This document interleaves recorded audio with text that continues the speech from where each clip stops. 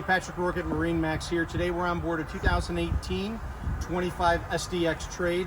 Will not last long.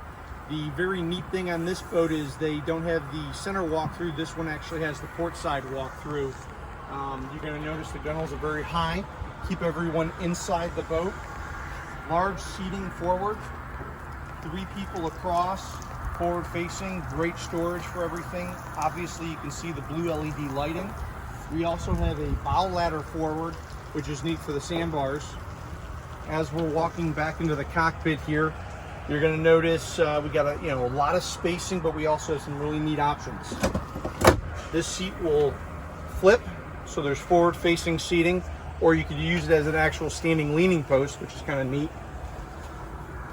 In the cockpit, large spacing.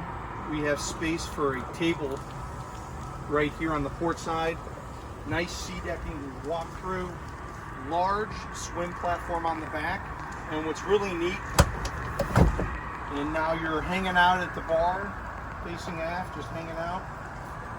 Also at the helm, you're going to notice this is a full Simrad electronics, digital dashing, blue LED lighting behind, and also hidden in the large storage is a nice little head compartment as well.